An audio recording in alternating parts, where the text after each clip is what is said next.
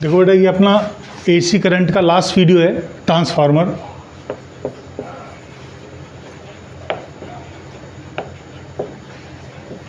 Transformer एक device है जो वोल्टेज को कम ज़्यादा करने में काम आती है। वोल्टेज को अगर अप किया जाए तो उसे स्टेप अप ट्रांसफार्मर कहते हैं, और वोल्टेज को डाउन किया जाए तो स्टेप डाउन ट्रांसफार्मर है। तो दो टाइप के होते हैं ट्रांसफार्मर। और वोल्टेज को अप करेंगे तो करंट ऑटोमेटिकली कम हो जाएगी।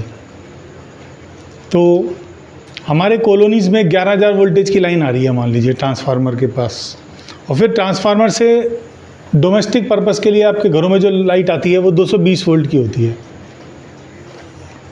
तो इस तरह का एक ट्रांसफार्मर कोर बना लीजिए। कोर मतलब लेमिनेटेड कोर है, मतलब आयरन की होती है कोर, और मैग्नेटिक फ्लक्स को ईजीली पास होने के लिए हेल्प करती है। दो कोइल्स होती हैं। ये मान लीजिए फर्स्ट कोइल है, इसको प्राइमरी कोइल कहा क्योंकि इसको हमने एसी सोर्स से कनेक्ट कर रखा है, ऑल्टरनेटिंग करंट जनरेटर से कनेक्ट कर रखा है। और ये सेकेंडरी कोइल है, इसको आपने लोड रजिस्टर से कनेक्ट कर रखा है। दो तरह की इसमें कोइल्स हैं, प्राइमरी एक सेकेंडरी। जिसके साथ एसी जनरेटर कनेक्ट हो उसे प्राइमरी कोइल कहते हैं, और जिसके साथ रेजिस्टेंस कनेक्ट हो उसे सेकेंडरी कोइल कहते हैं। अब देखिए ये किस प्रिंसिपल पे वर्क करता है, म्यूचुअल इंडक्शन। दो कोइल्स हैं, इनका आपस में म्यूचुअल इंडक्शन होगा, मतलब यहाँ का फ्लक्स यहाँ आराम से पहुँच जाएगा। तो ये इसका बेसिक प्रिंसिपल है, म्यूचुअल इंडक्शन। ये जो ट्रांसफार्मर है ये हमारा ट्रांसफार्मर स्टेप डाउन ट्रांसफार्मर है, क्योंकि नंबर ऑफ टर्न्स सेकेंडरी में कम हो गए। तो नंबर ऑफ टर्न्स अगर कम हो जाते हैं तो वो स्टेप डाउन ट्रांसफार्मर है, नंबर ऑफ टर्न्स ज़्यादा हो जाते हैं तो स्टेप अप ट्रांसफार्मर है। अब प्राइमरी कोइल में मान लीजिए NP नंबर ऑफ टर्न्स है और सेकेंडरी में NS नंबर ऑफ टर्न्स है। तो प्राइमरी कोइल के दोनों एंड्स के बीच में जो वोल्टेज जनरेट होगा वो होगा EP = -NP dφ/dt। dφ/dt का मतलब है 1 टन का फ्लक्स में चेंज टाइम के साथ, और NP से मल्टीप्लाई कर दिया तो ये टोटल फ्लक्स हो गया NP∅। NP कांस्टेंट है, उसको डिफरेंशिएशन से बाहर ले लिया तो ये टर्म आ गई हमारी। सेकेंडरी के लिए लिखेंगे ES = -d/dt of NS∅, -NS बाहर ले लिया dφ/dt, और इसमें तो -NP dφ/dt है। ये टर्म हम क्यों लिख रहे हैं, क्योंकि 1 टन में मान लीजिए कोई फ्लक्स जनरेट हुआ, जब इसमें करंट बार बार चेंज हो रही है, ऑल्टरनेटिंग करंट है तो करंट की वैल्यू तो चेंज हो रही है, और करंट की वैल्यू चेंज होने से इसमें फ्लक्स की वैल्यू चेंज होती है।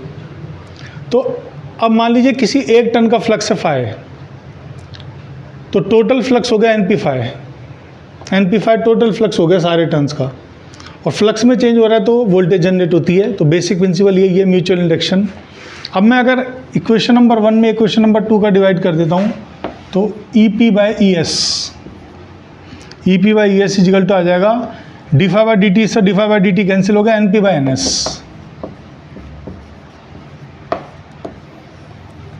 मीन्स वोल्टेज के बीच में जो वेरिएशन होता है, नंबर ऑफ टर्न्स कम है तो वोल्टेज कम हो जाएगा, नंबर ऑफ टर्न्स ज़्यादा है तो वोल्टेज ज़्यादा हो जाएगा, क्योंकि E ∝ N है। इसमें ये हमें ध्यान रखना है। ट्रांसफार्मर में पावर का लॉस भी होता है थोड़ा बहुत, लेकिन हम आइडियल ट्रांसफार्मर की अगर बात करें तो जितनी पावर आप प्राइमरी कॉइल का क्रॉस दोगे उतनी आपको सेकेंडरी का क्रॉस मिल जाएगी। एक चीज़ और,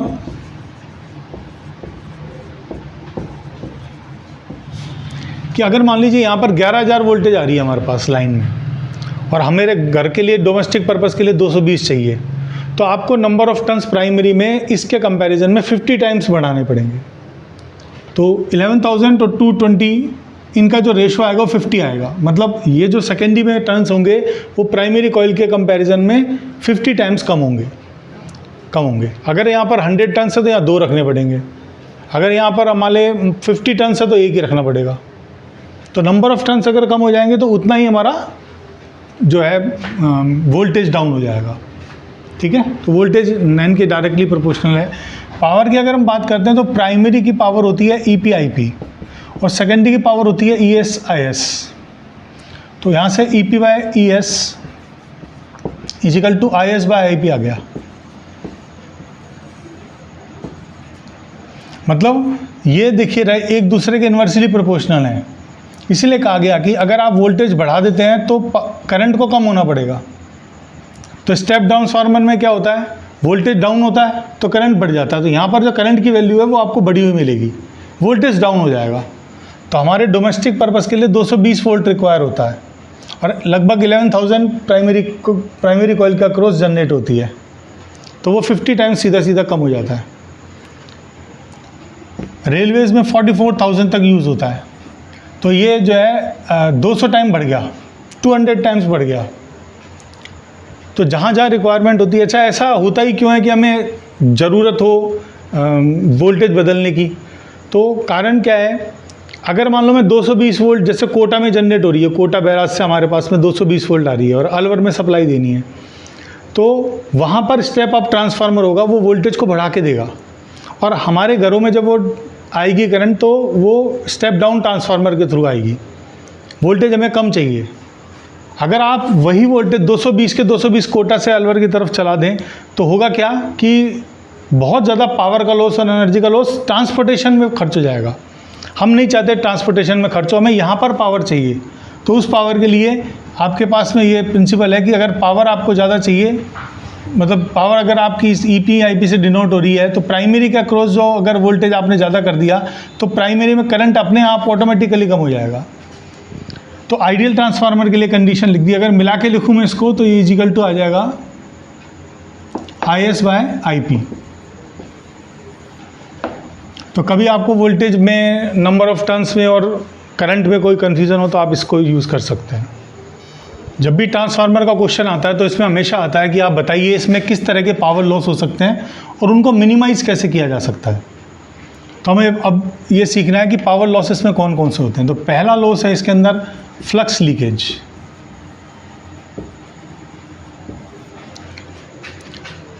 प्राइमरी कॉइल के एक टन में मान लीजिए 5 फ्लक्स जनरेट हो रहा है, क्योंकि मैग्नेटिक फील्ड लाइन्स आएंगी और वो लेमिनेटेड कोर के थ्रू इधर जाएंगी।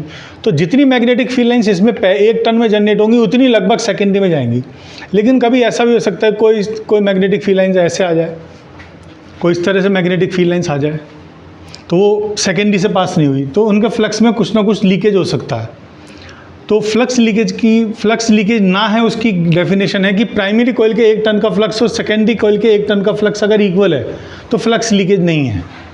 नंबर ऑफ टर्न्स अलग हो जाते हैं, लेकिन ऐसा होता है कि ये फ्लक्स लीकेज का मतलब है कि अगर इसके 1 टन का फ्लक्स इसके 1 टन के फ्लक्स के इक्वल नहीं है, तो वो फ्लक्स लीकेज की कैटेगरी में आता है। तो थोड़ा बहुत फ्लक्स लीक हो सकता है, और इसे मिनिमाइज़ करने के लिए क्या करते हैं, दोनों कॉइल्स को एक दूसरे के ऊपर रैप कर सकते हैं।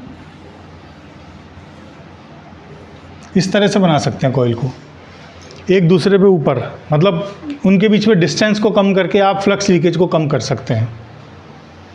तो फ्लक्स लीकेज समझ में आ गया कि अगर प्राइमरी कॉइल के 1 टन का फ्लक्स सेकेंडरी के 1 टन के फ्लक्स के बराबर नहीं है, तो वो फ्लक्स लीकेज कैटेगरी में आता है। और इसे मिनिमाइज़ करने के लिए आप एक सिंगल कोर यूज़ में ले सकते हैं। एक ही कोर पे दोनों वाइंडिंग होगी, तो ये फ्लक्स लीकेज नहीं होगा। लेकिन इससे और अदर कॉम्प्लिकेशन, स्पार्किंग वगैरह की प्रॉब्लम्स इंक्रीज़ हो सकती हैं बीच में। तो सेकेंड लॉस है कॉपर लॉस। कॉपर लॉस, ये जो कॉइल्स होती हैं ये कॉपर की होती हैं।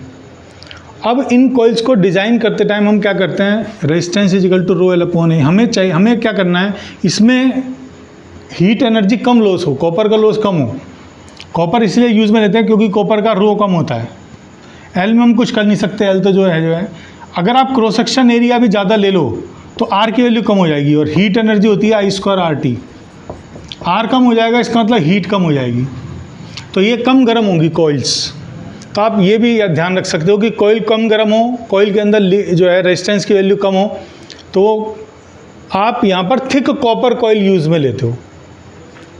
थिक कॉपर कॉइल से क्या होता है, कॉपर का लॉस कम होता है। जो कॉपर लॉस है, इसका मतलब जो कॉइल होती है वो कॉपर की होती हैं। तो कॉपर कैसा लेना है वो कॉइल हमें कॉपर तो इसलिए लिया क्योंकि रजिस्टिविटी कम है कॉपर की, और थिक कॉपर कॉइल लेते हैं। तो इसको मिनिमाइज़ करने के लिए हम थिक कॉपर कॉइल यूज़ करते हैं। थर्ड लॉस है आयरन लॉस और हिस्टेरिसिस लॉस। ये जो कोर है ना, कोर, इन्हें लेना क्यों ज़रूरी है, क्योंकि B इक्वल टू होता है μ0Ni, और कोर अगर है तो μr into μ0N into I formula बनता है। और μr की वैल्यू आयरन के लिए बहुत ज़्यादा होती है। ज़्यादा मैग्नेटिक फील्ड होगा तो फ्लक्स भी ज़्यादा जनरेट होगा, और आपको ज़्यादा फ्लक्स मिलेगा, इसका मतलब वोल्टेज में वेरिएशन आप आराम से कर पाएंगे। तो यहाँ पर जो कोर है, ये जो बीच में से आ रही हैं, ये सॉफ्ट आयरन की लेते हैं हम।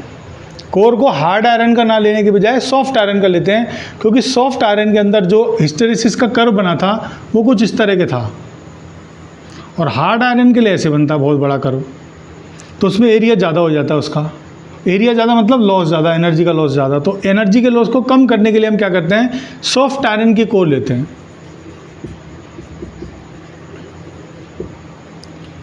अगर आप हार्ड आयरन की कोर लेंगे तो हिस्टेरेसिस का लॉस उसमें ज़्यादा हो जाएगा। तो सॉफ्ट आयरन कोर हम इसमें यूज़ में लेते हैं ताकि जो है आपकी एनर्जी का लॉस कम हो सके। फोर्थ टाइप का लॉस है इसमें एडी करंट लॉस।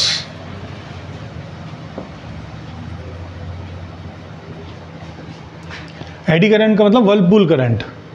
तो अगर आपको मैग्नेटिक फ्लक्स यहाँ से पास हो रहा है, मैग्नेटिक फील्ड लाइन्स यहाँ से पास हो रही हैं कोर के थ्रू, अगर आप सिंगल कोर ले लोगे, एक ही कोर, तो इसके अंदर एडी करंट इतनी ज़्यादा हो जाएगी कि वो इस कोर को ही पिघला देगी, इतनी ज़्यादा हो जाएगी कि मेल्ट कर देगी कोर को ही। इतनी हीट जनरेट होगी, और वो अगर मेल्ट नहीं भी करेगी तो भी इतनी हीट जनरेट होगी कि उसका लॉस हो जाएगा। तो हम क्या करते हैं, हम सॉफ्ट आयरन की तो लेते हैं, लेकिन सॉफ्ट आयरन की सिंगल कोर लेने के बजाय उसे प्लेटेड फॉर्म में लेते हैं। पतली पतली कोर्स बहुत सारी एक दूसरे के साथ में चिपकी हुई होती हैं। तो कोर्स लेने का फ़ायदा ये होता है कि एक सिंगल कोर अगर होती तो बहुत ज़्यादा एडी करंट लॉस होता, लेकिन अगर वो लैमिनेशन फॉर्म में है, एक दूसरे से टच नहीं है, थोड़ा उनमें हल्का फुल्का गैप है, तो वो सिंगल कोर नहीं होगी, वो लैमिनेटेड कोर्स हो जाएंगी। तो लैमिनेटेड कोर से एडी करंट का लॉस कम हो जाएगा। तो it can be minimize by using laminated soft iron core. तो सॉफ्ट आयरन तो लिया था हिस्टेरेसिस लॉस के लिए, और लैमिनेशन लिया है हमने एडी करंट लॉस के लिए। नेक्स्ट और लास्ट इसके अंदर लॉस है हमिंग लॉस। हमिंग एक स्मॉलेस्ट बर्ड का नेम है, हमिंग, हमिंग। तो हमिंग लॉस इसके अंदर होता है क्योंकि बर्ड, देखिए, जब बार बार यहाँ पर मैग्नेटिक फ्लक्स चेंज होता है तो जो कोर्स है ना वो वाइब्रेट होती हैं और एक साउंड प्रोड्यूस करती हैं जो लगभग ऐसा होता है जैसे smallest bird of the world है हमिंग, उसका जो साउंड आता है वही साउंड हमें यहाँ अचीव होता है। तो लॉस होता है, वो साउंड एनर्जी इसमें जनरेट हो रही है। अब इसको कम करने के लिए क्या कर सकते हैं, इसको कम करने के लिए हैवी कोर्स बनाएं। हैवी कोर्स बनाएंगे तो कोर मतलब कम जो है जनरेट, मतलब उसमें वाइब्रेशंस कम होंगे। लेकिन ऐसा अगर हम करते हैं तो फिर अदर लॉसेस बढ़ जाते हैं, जैसे हिस्टेरेसिस लॉस बढ़ जाता है, एडी करंट लॉस बढ़ जाता है। तो इसको ज़्यादा हैवी नहीं कर सकते कोर्स को। तो कोर्स पतली होती है इसलिए वाइब्रेट करती हैं, और वाइब्रेट करते टाइम जो साउंड प्रोड्यूस करती हैं उसे हमिंग साउंड कहते हैं। तो नेक्स्ट हमारा लॉस है हमिंग लॉस। एक बार एग्जाम्पल नंबर 7.5 देख लेते हैं। एग्जाम्पल नंबर 7.5 में एक तो कॉइल दे रखी है और एक बल्ब दे रखा है, और उन्हें आपने एसी सोर्स से कनेक्ट कर रखा है। तो एसी सोर्स से कनेक्ट कर रखा है, तो इस एसी से इस बल्ब में जो करंट जा रही है उस पर क्या फ़र्क पड़ेगा अगर आप आयरन रोड इसमें इंसर्ट कर दें। तो क्वेश्चन ये है, देखिए आयरन रोड अगर आप इंसर्ट करेंगे तो यहाँ मैग्नेटिक फील्ड बढ़ गया, क्योंकि मैग्नेटिक फील्ड का फार्मूला होता है μ0n/I, और आयरन रोड के इंसर्ट होने से वहाँ आ जाएगा μ/n/I, और म्यू को लिख सकते हैं μ0 × μr, और आयरन रोड का μr लगभग 1000 होता है। तो मैग्नेटिक फील्ड 1000 टाइम्स इंक्रीज हो गया। मैग्नेटिक फील्ड के इंक्रीज होने से मैग्नेटिक फ्लक्स इंक्रीज हो गया, और फाई इक्वल टू होता है L/I। फाई मैग्नेटिक फ्लक्स की वैल्यू है, और फ्लक्स इंक्रीज हो गया। सेल्फ इंडक्टेंस पे क्या फ़र्क पड़ेगा, सेल्फ इंडक्टेंस का फार्मूला है μ0 μr² L/A। ये सेल्फ इंडक्टेंस का फार्मूला है। और μr आपने अगर इसमें 1000 वाला डाल दिया, मतलब आयरन रोड डाल दी, तो यहाँ पर μr की वैल्यू 1000 है, तो L इंक्रीज़ हो गया, L इंक्रीज़ हो गया। और इसका जो रिएक्टेंस होता है XL वो होता है ω/L। L इंक्रीज़ हो गया तो XL इंक्रीज़ हो गया, मतलब इसका जो रेजिस्टेंस है पहले से ज़्यादा हो गया। तो रेजिस्टेंस बढ़ने से करंट की वैल्यू कम हो जाती है, तो सर्किट का रेजिस्टेंस बढ़ जाएगा तो यहाँ से कम करंट आएगी। अब तो अगर आप आयरन रोड इंसर्ट कर देंगे तो बल्ब का ग्लो कम हो जाएगा, पहले से बल्ब कम जलेगा। अब देखिए एग्जांपल नंबर 7.6 में आरएल सर्किट है। ये आपको बोला है इस आरएल सर्किट में रिजल्टेंट जो वोल्टेज है वो निकलती है √VR² plus v l square से। हम सीधे सीधे V equals to v r plus v l क्यों नहीं कर सकते? V r plus v l कर देंगे तो ये वोल्टेज बहुत ज़्यादा आ जाएगी। एक्चुअल वोल्टेज जो होती है वो under root v r square plus v l square होती है, सिंपल एडिशन नहीं होता उसमें। कारण क्या है? क्योंकि जब आप फेजर डायग्राम बनाते हैं तो वी आर का फेज तो होता है करंट की डायरेक्शन में और वी एल होता है अदर डायरेक्शन में, और ये वेक्टर क्वांटिटीज़ हैं। तो जब इनको आप रिजल्टेंट निकालते हैं इसका, तो वेक्टर नोटिफिकेशंस आना चाहिए, और वेक्टर को सॉल्व करने के लिए आप वेक्टर एडिशन रूल को फॉलो करेंगे, पैरेललोग्राम लगाएंगे, तो आपके पास में जो v आएगा रिजल्टेंट वो v r under root v r square plus v l square आएगा। तो इस चीज़ को हमें ध्यान में रखते हुए सिंपल एल्जेब्रिक सम नहीं होता है, क्योंकि ये वेक्टर क्वांटिटीज़ हैं। Thank you for watching the video.